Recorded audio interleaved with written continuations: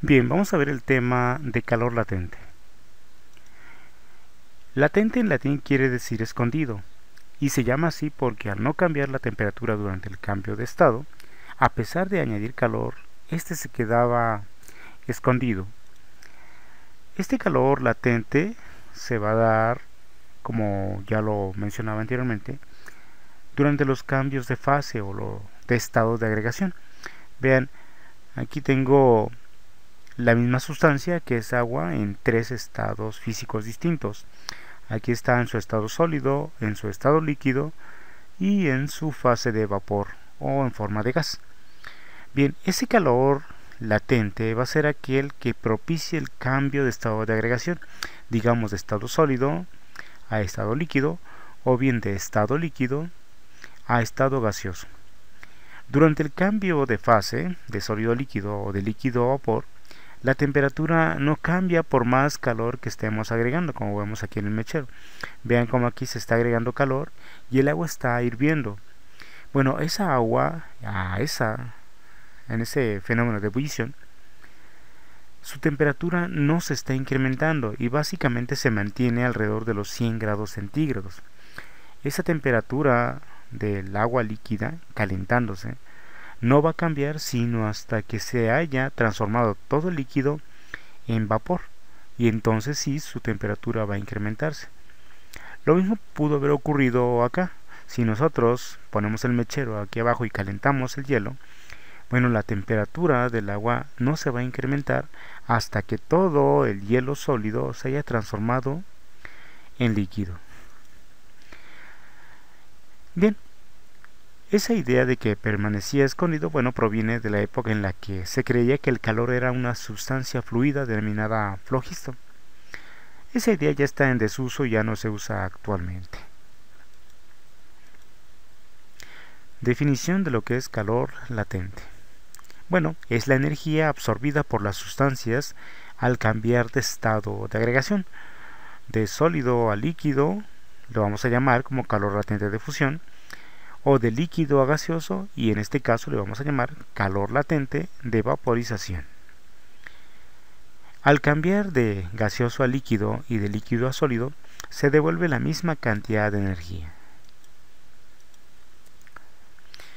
Hay una fórmula para poder calcular el calor latente a partir del calor suministrado o absorbido, o al revés. Esa fórmula dice que la cantidad de calor absorbido o cedido va a ser igual a la cantidad de masa que estemos trabajando o que tengamos multiplicada por el valor de calor latente. Estos valores de calor latente son específicos para cada sustancia y para determinados cambios de estado.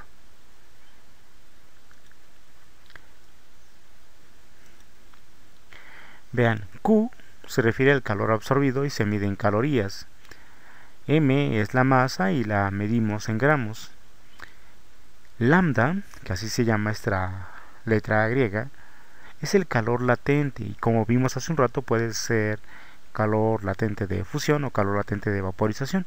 Lo vamos a medir en calorías sobre gramo. Aplicación y resolución de problemas.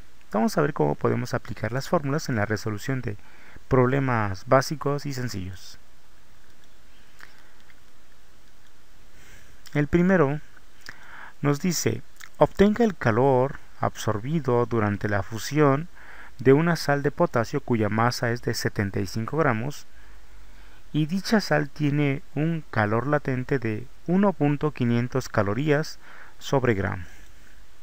Nuestros datos dice que tenemos una masa de 75 gramos, que tenemos en este caso un calor latente de fusión, aquí debe ser una F, una disculpa, aquí puse calor latente de vaporización, pero es calor latente de fusión, y su valor es de 1.500 calorías sobre gramo. Nos piden que determinemos la cantidad de calor que se ha absorbido para que se lleve a cabo la fusión de la sal de potasio. Nuestra fórmula Q, calor, es igual a la masa por calor latente.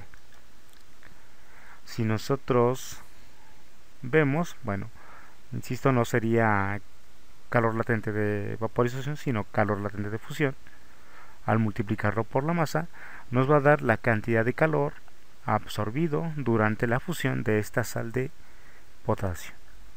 Lo que hacemos es sustituir los valores. La cantidad de calor es igual a 75 gramos, que es la masa que teníamos, y lo multiplicamos por el valor de calor latente, que es de 1.500 calorías sobre gramo. Si vemos aquí, los gramos se van a cancelar y nos van a quedar calorías, que es precisamente la unidad en la que se mide el calor. 75 por 1.500 nos daría 112.5 calorías, y esa sería entonces la cantidad de calor que se ha absorbido para que toda la sal de potasio se pueda fundir. Ejemplo 2. Determine la masa de una muestra que para su fusión necesitó 150 joules. Además, su calor latente es de 0.850 calorías sobre gramo. Los datos que nos proporciona el problema son los siguientes. Primero, nos pide que determinemos la masa cuando se han agregado 150 joules de calor. Nos dan, en este caso, ya el calor latente de fusión, que es de 0.850 calorías sobre gramo. La fórmula es la misma, sencilla. Calor es igual a masa por calor latente, que en este caso es calor latente de fusión. Y observamos que, dado que nos piden la masa, tenemos que hacer un despeje. Lambda, o sea el calor latente, está multiplicando la masa. Si el calor latente está multiplicando, va a pasar dividiendo al calor, como lo tenemos aquí. Y una vez hecho eso, podemos obtener la masa. Es decir, la masa es igual al calor entre el calor latente, pero de fusión, dado que estamos fundiendo la muestra. Bien, después nos preguntamos, ¿las unidades son homogéneas? Bueno, tenemos el problema de que aquí tenemos joules y acá tenemos calorías. Tenemos que homogeneizarlas, es decir, transformar esos 150 joules a calorías. Como ya vimos el tema de conversiones de unidades de calor, y ya ustedes ya tienen práctica haciendo conversiones, nos damos cuenta que usaríamos esa tablita. 150 joules, que es multiplicado por su factor de conversión. Una caloría equivale a 4.186 joules. Los joules se van y nos van a quedar las calorías. Es decir, 150 joules equivale a 35.834 calorías.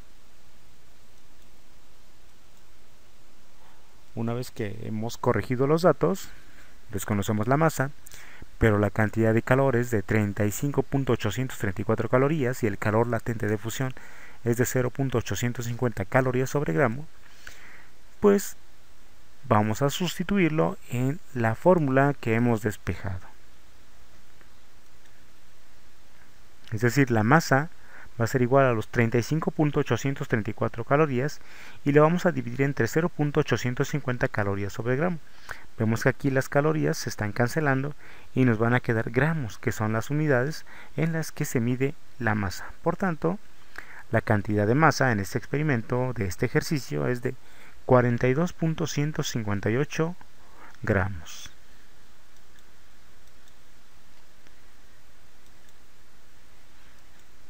Bien, veamos un tercer ejemplo. Dice, obtenga el valor de calor latente para una muestra que con 25.000 calorías se evaporó.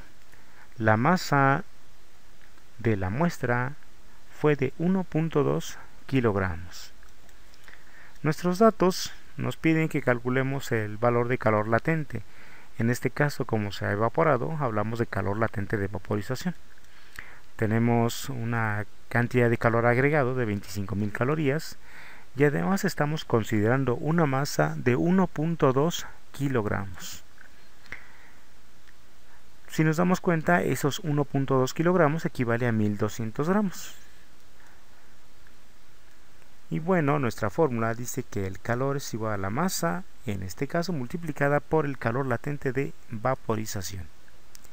Como nos piden que determinemos el valor de calor latente, bueno, pues únicamente hacemos lo siguiente: si la masa está multiplicando al calor latente, pues la masa va a pasar dividiendo al calor, como lo tenemos aquí, y entonces ya nos permite esta fórmula determinar el calor latente de vaporización. Ok, como decíamos aquí, 1.2 kilogramos, ¿a cuánto equivalen en gramos? Ahí nos tenemos que preguntar si las unidades son homogéneas o no. Y bueno, aplicando la fórmula, el calor latente de vaporización es igual a calor entre masa. Tenemos una cantidad de calor de 25.000 calorías y tenemos una masa de 1.200 gramos que vienen del 1.2 kilogramos. Si nosotros llevamos a cabo la división de 25.000 entre 1.200, nos da 20.833.